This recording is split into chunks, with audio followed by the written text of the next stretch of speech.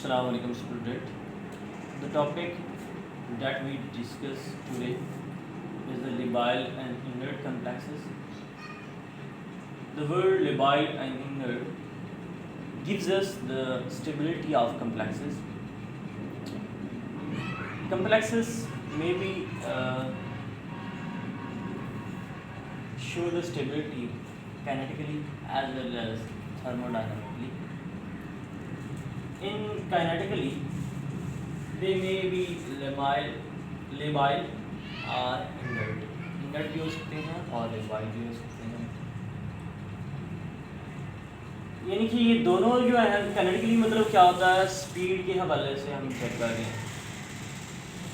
तो इसके अंदर kinetically स्टेबिलिटी अगर हम चेक करना चाहते हैं किसी भी कम्प्लेक्स में, तो मतलब क्या है कि हम speed of substitution of ligand check कर रहे हैं. यानी कि लिगेंड किस स्पीड से सब्स्टिट्यूट होता है किसी और लिगेंड से.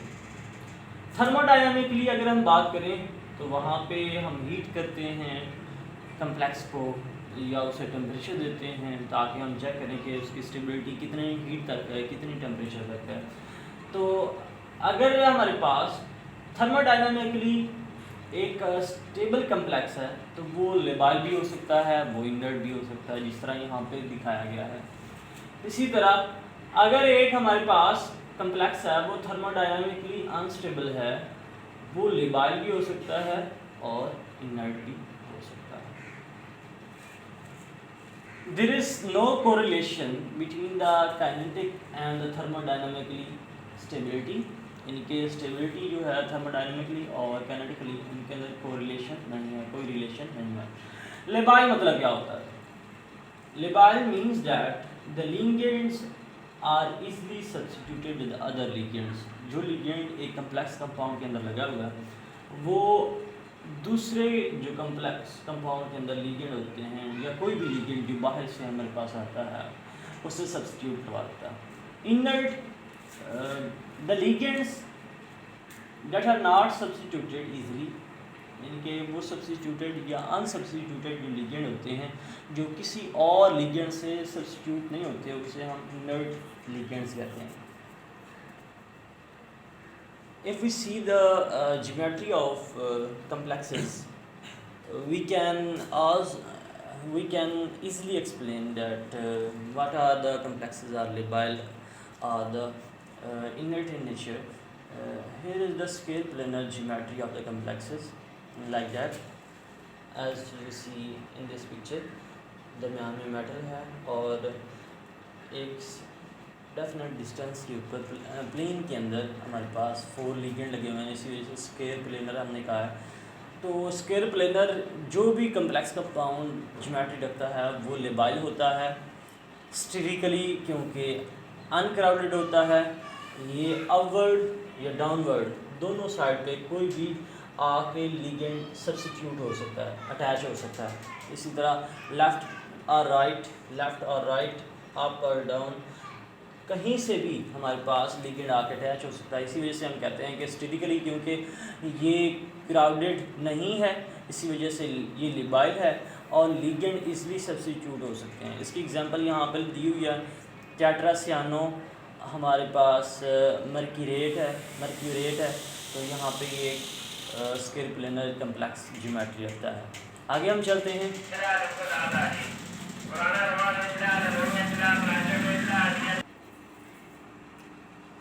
If we see on the octahedral complexes, यहाँ पे इस तरह की हमारे पास स्ट्रक्चर होती है, दरमियान में मेटल है और 6 कॉर्नर के ऊपर हमारे पास लिगेंड अटैच है.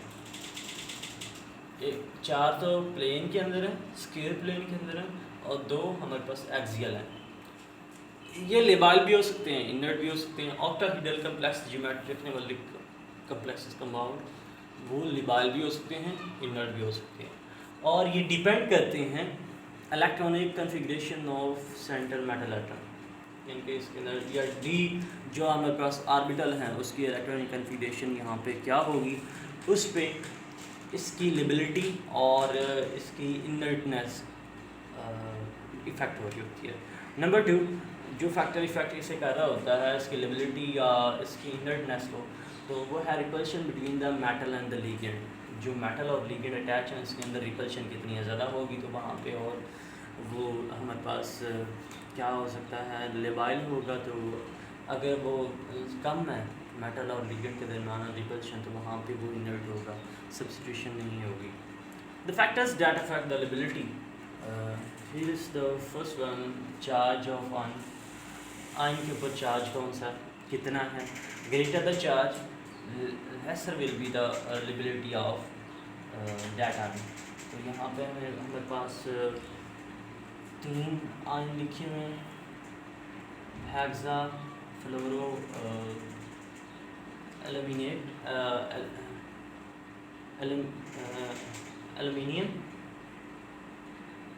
3 नेगेटिव आयन।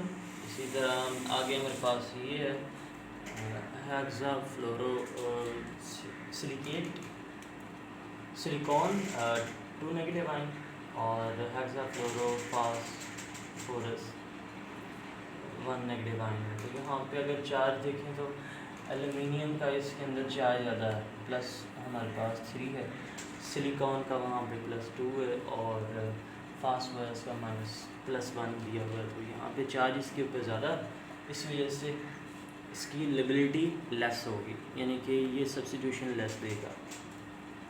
नंबर 2 है size of central metal ion. Central metal ion का साइज़ कितना है। अगर स्मॉलर साइज़ होगा तो लेस लिबिलिटी होगी, यानी कि सब्स्टिट्यूशन कम होगी। यहाँ पे अगर आप एग्जांपल देखें तो hexa, aqua, magnesium 2 positive ion है, इसी तरह hexa, aqua, calcium 2 positive ion है, और hexa, aqua, strontium 2 positive ion है। तो यहाँ पे अगर आप देखें size of metal, central metal, तो यहाँ पे इसका नंबर हमारे पास होता है एटॉमिक नंबर 12, इसका हमारे पास 20 होता है, और इसका ज़्यादा होता है। बड़ा एटॉमिक नंबर कौन रखता है, स्ट्रोंशियम, इसी वजह से इसका साइज भी बड़ा होगा। ठीक हो गया, क्योंकि ये ग्रुप के अंदर नीचे की तरफ आता होगा, तो इसी वजह से यहाँ पे क्या हो जाएगा, लिबिलिटी सबसे कम किसकी होगी, strontium, hexa, aqua, strontium 2 positive ion की होगी। फिर कैल्शियम वाले हमारे पास कम्प्लेक्स कंपाउंड थे, फिर आगे मैग्नीशियम वाले। Charge to size ratio, greater the charge to size ratio lesser will be the lability of the complex compound. यानी कि चार्ज टू साइज रेशियो अगर हमारे पास ज़्यादा है तो लिबिलिटी उसमें कम है, सब्स्टिट्यूशन कम होगी। तो यहाँ पे 3 एग्जांपल दी हुई हैं, आप देख सकते हैं। कम्प्लेक्स कंपाउंड सोडियम का है, hexa, aqua, sodium 1 positive ion, तो मैग्नीशियम यहाँ पे हेक्सा, एक्वा होना है, hexa, aqua, magnesium 2 positive ion, और एल्यूमिनियम के ऊपर हमारे पास 3 पॉजिटिव आयन दिया हुआ है। तो यहाँ पे देखें तो चार्ज सोडियम के साइज़ के हवाले से उसके ऊपर जो 1 पॉजिटिव चार्ज है वो ज़्यादा है। मैग्नीशियम का जो साइज़ बड़ा है लेकिन उसके ऊपर चार्ज 2 पॉजिटिव है, उसके हवाले से वो उसका साइज़ अभी भी छोटा है। इसी तरह अगर आप आगे देखें तो उसके ऊपर चार्ज थोड़ा है, साइज़ के हवाले से एल्यूमिनियम के ऊपर पॉजिटिव 3 है लेकिन चार्ज फिर भी थोड़ा है। इसी वजह से यहाँ पे ज़्यादा जो हमारे पास सब्स्टिट्यूशन होगी या लिबिलिटी होगी वो एल्यूमिनियम के कम्प्लेक्स कंपाउंड की है, और सबसे कम जो होगी हमारे पास लिबिलिटी वो सोडियम के कम्प्लेक्स कंपाउंड की है। आगे जियोमेट्री के बारे में, टेट्राहेड्रल स्केयर जो होता है वो आमतौर पर लिबाइल होते हैं कम्प्लेक्स कंपाउंड, और ऑक्टाहेड्रल हमने बता दिया कि डी ऑर्बिटल की इलेक्ट्रॉनिक कन्फिग्रेशन के ऊपर वो इफ़ेक्ट हो रहे होते हैं। आज तक इतना ही। कल हम पढ़ेंगे कि वीबीटी और सीएफटी क्रिस्टल फील्ड थ्योरी के हवाले से हम डिस्कस करेंगे कि कौन से कम्प्लेक्स कंपाउंड लिबाइल होते हैं, कौन से कम्प्लेक्स कंपाउंड इनर्ट होते हैं। आज तक इतना ही। अल्लाह हाफ़िज़।